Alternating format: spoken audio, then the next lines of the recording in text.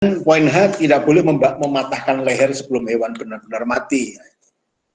Ini ada beberapa burhaninya, saya kutip dari tulisan Dr. Nanung Tanartono di republika.co.id.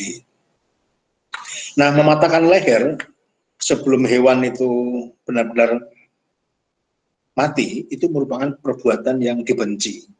Sama halnya dengan menguliti hewan saat masih hidup. Nah, di dalam kitab Hasyiah Al-Bujairimi yang dikarang oleh Sulaiman bin Umar Al-Bujairimi Asy-Syafi'i itu mengatakan begini dalam kitab itu, wa ziyadah alal khulqum wal mari wal wadajain qila bi hurmatiha li annaha ziyadatun fit ta'dhim wa rajih al jawaz ma'al karoha.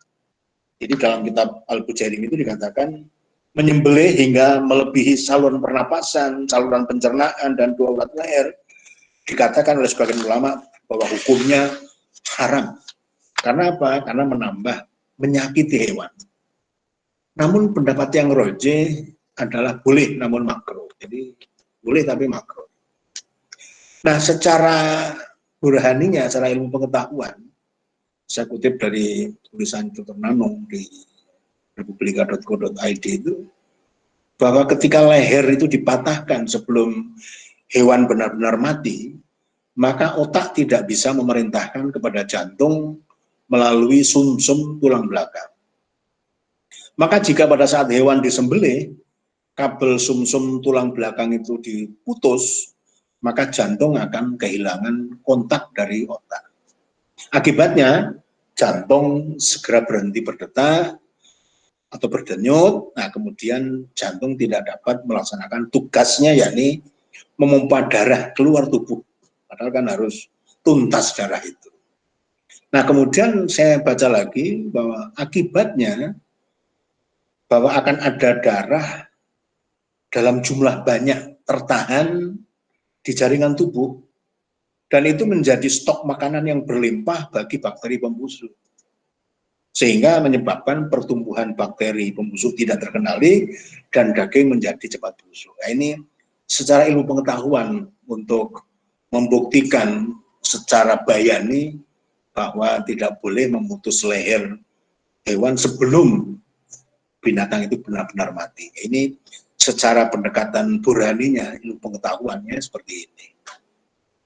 Nah, sekarang kita masuk ke syarat hewan kurban, karena kita fokus ke hewan kurban. Maka ada beberapa syarat. Pertama, jenis hewan kurbannya. Di dalam surat Al-Had ayat 34 itu ada kata-kata min bahimatil an'am. Jadi bahimatul an'am itu adalah antara lain ada unta, ada sapi, ada kambing. Namun hewan lain seperti domba, biri-biri, dan kerbau pun boleh dikorbankan. Ya, dalam hadis bahkan pernah ada kuda yang dikorbankan, meskipun Abu Hanifah mengatakan itu sesuatu yang tidak dianjurkan, karena dalam Quran surat An-Nahl ayat 8 itu bahwa kuda itu dikatakan hanya sebagai tunggangan, tidak dikatakan untuk dimakan. Jadi Abu Hanifah memahami kuda itu ya tidak boleh dijadikan korban, karena di dalam Quran An-Nahl ayat 8 itu hanya dikatakan bahwa al-khail itu kuda itu hanya untuk tunggangan dan untuk hiasan. Dari situ kemudian dipahami tidak, tapi di hadis ada itu pada apa namanya Asma itu berkorban dengan kuda itu. Usia hewan kurban di dalam sebuah hadis dikatakan la tadbahu ila musinnah ila ayaksura alaikum fatadbahu jaz'atan minal dhani. Jadi janganlah kalian menyembelih kecuali musinnah. Nah, nanti musinnah itu apa? Saya jelaskan. Kecuali jika terasa sulit bagi kalian mendapatkan yang musinnah, maka sembelihlah jaza'ah dari domba. Jadi jaza'ah itu usia di bawah musinnah. Nah, musinnah dari kambing itu, istilah musinnah untuk kambing adalah usia 1 masuk ke 2. Musinnah dari sapi adalah usia 2 masuk ke 3. Kalau untuk unta itu usia ke-5 masuk ke 6. Inilah pendapat yang masyhur di kalangan fuqaha. Saya kutip dari kitab Sahih Fikih Sunnah yang ditulis oleh Abu Malik Kamal bin As-Sayyid. Dan kondisi hewan kurban. Ini ada dua kondisi, yang satu tidak sah, yang kedua makruh saja. Ada sabda Rasulullah begini, arba'un la tajuzu fil adhahi, al-aura bayyinun awaruha, wal maridah bayyinun maraduha, wal arja bayyinun dhul'uha, wal kasir alati la tangqa, rawahu Abu Dawud.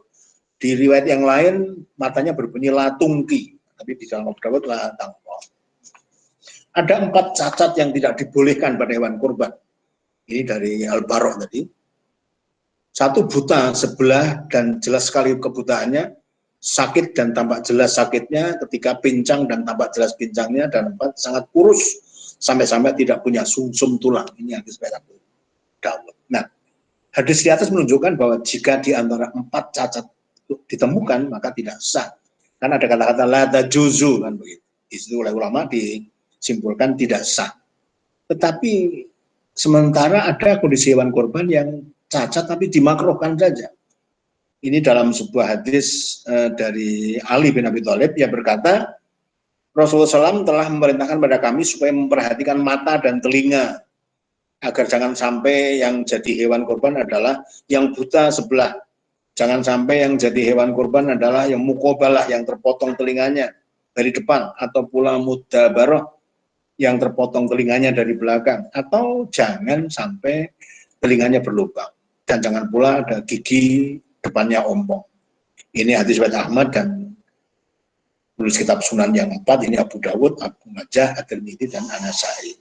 Nah, Ibnu At-Tirmidzi dan Ibnu Hibban dan Al-Hakim mensahihkan hadis ini. Nah, hadis di atas menunjukkan bahwa itulah yang cacat, yang makruh pada hewan kurban.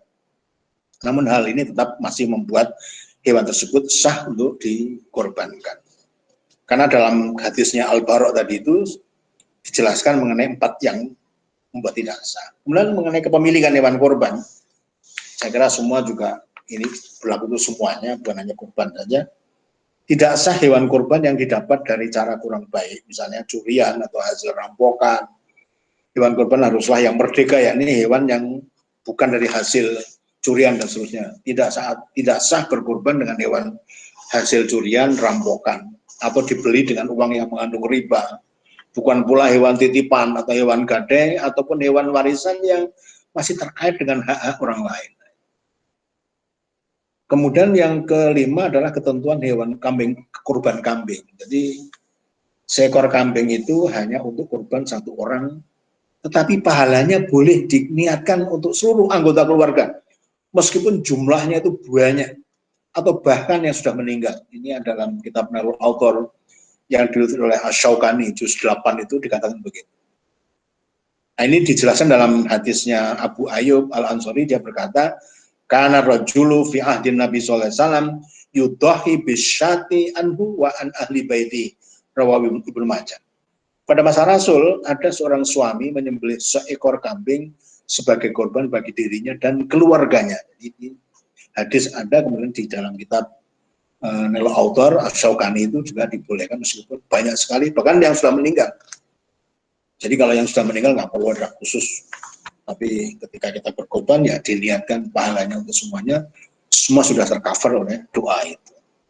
Sedangkan untuk korban unta atau sapi atau mungkin kerbau, ini ada hadis dari Ibnu Abbas yang dikatakan bahwa fi safarin, jadi Ibnu Abbas dan Rasul sedang dalam safar, fahadhar abha fashtarakna fi sab'ah wa fil ba'iri asyrah, rawahu At-Tirmidzi wa Ibnu Majah. Jadi Ibnu Abbas mengatakan bahwa beliau berpergian bersama Rasulullah, lalu tiba hari raya Adha, maka kami pun berserikat 7 orang untuk korban seekor sapi dan 10 orang untuk korban seekor unta. Jadi kalau untuk udhiyah, untuk korban itu bisa 1 unta itu untuk 10 orang. Tapi kalau kaitan dengan untuk orang yang berhaji itu, baik itu untuk yang tamattu dan qiran itu ya hanya dibolehkan ya hanya 7 orang. Tapi kalau untuk yang adha ini 1 unta bisa untuk 10 orang. Ulama membedakan itu. Nah, di dalam kitab di dalam fatwanya Al-Lajnah Ad-Daimah lil Buhus Al-Ilmiyah wal Ifta di Saudi itu mengatakan bahwa orang-orang yang ikut urunan kurban unta atau sapi masing-masing boleh meniatkan untuk dirinya dan keluarganya. Begitu fatwa dari Saudi itu, yakni fatwa Al-Lajnah Ad-Daimah lil Buhus wal Ifta. Yang terakhir mengenai waktu sembelihan. Jadi kalau di dalam itulah Idul Kurban itu waktunya ditentukan. Jadi pertama dilaksanakan setelah sholat Id pertama, kemudian tanggal 10 Dzulhijjah sampai waktu asar hari tasyrik 11, 12, 13 Dzulhijjah. Kenapa waktu asar? Karena kalau sudah maghrib itu sudah ganti hari, sehingga supaya tetap hari tasyrik itu adalah 11, 12, 13, maka dibolehkan untuk menyembelih pada hari-hari tasyrik, yakni 11, 12, 13 itu pun waktu asar yang terakhir, maksimum waktu asar, jangan sampai lebih, karena lebih nanti maghrib sudah hari yang lain. Nah, jika hewan korban disembelih sebelum atau sesudah waktu tersebut, maka tidak sah. Nah, sedangkan distribusinya, untuk distribusi itu bisa kapan saja. Tapi kalau untuk penyembelihan memang terakhir tanggal 13 Dzulhijjah, tapi untuk distribusi bisa kapan saja. Ini saya kutip dari hadis An Abdillah bin Buraidah an Abihi qala Rasulullah sallallahu alaihi wasallam nahaitukum an ziyaratil kubur fazuruha wa nahaitukum an luhumil abahi fauqa thalathin fa amsiku ma badalakum. Rawahu Muslim. Jadi ada sebuah riwayat bahwa Rasulullah itu melarang, dulu Nabi melarang kita berziarah kubur. Kemudian Nabi memerintahkan boleh. Juga dulu Nabi melarang menyimpan daging korban lebih dari 3 hari. Tapi sekarang tahanlah, simpanlah semau kalian. Jadi inilah yang membuat para kaum muslimin untuk bisa membuat daging sapi atau yang lain itu jadi kornet, sehingga dibagi kapan saja kepada orang-orang yang membutuhkan. Saya kira ini demikian uraian saya tentang tuntunan sembelihan ini. Mudah-mudahan bisa menjadi sesuatu yang bermanfaat bagi kita sekalian. Terima kasih dan mohon maaf. Assalamualaikum warahmatullahi wabarakatuh. Waalaikumsalam warahmatullahi wabarakatuh. Terima kasih kepada beliau Dr. Haji Fuad Zain MA. Kemudian acara selanjutnya yaitu tanya jawab kepada Bapak Ibu yang ingin menanyakan, bisa langsung membuka audio dan videonya atau bisa melalui via chat.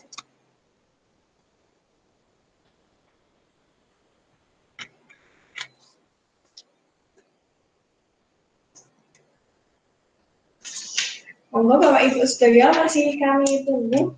Mungkin Bapak ingin menambahkan sesuatu? Ya, tadi saya ingin menambahkan tentang merebahkan di posisi kiri. Itu Pak Irham mengirimkan artikel dari Universitas of Veterinary and Pharmaceutical Science dari Republik Czechnya itu, bahwa salah satu manfaat mengapa merebahkan di posisi kiri itu karena jantung kan ada di posisi kiri. Jadi kita direbahkan di posisi kiri, maka itu akan lebih maksimalkan memompa darah keluar dari binatang itu. Disebutkan dalam artikel itu begitu. Salah satu yang saya baca, bahwa dengan di kiri itu maka kemudian akan lebih mensupport memompa darah lebih maksimal. Dan itu yang diharapkan sehingga nanti dagingnya pun juga menjadi lebih segar dibandingkan dengan kalau darah itu masih ada di dalam. Itu banyak orang-orang yang nakal kan, itu menambah bobot daging itu, ya darah dibiarkan saja, tidak dituntaskan, tapi supaya nanti menambah beban berat dari daging. Tapi itu yang menjadi tidak benar karena akan cepat busuk dan bakteri ada di situ. Ya. Bapak Ibu, apakah sudah ada pertanyaan? Bisa langsung ditanyakan mawon. Mumpung ini masih bersama Pak. Berarti apa yang telah diatur oleh agama itu sesuai dengan ilmu pengetahuan yang diteliti sampai saat ini.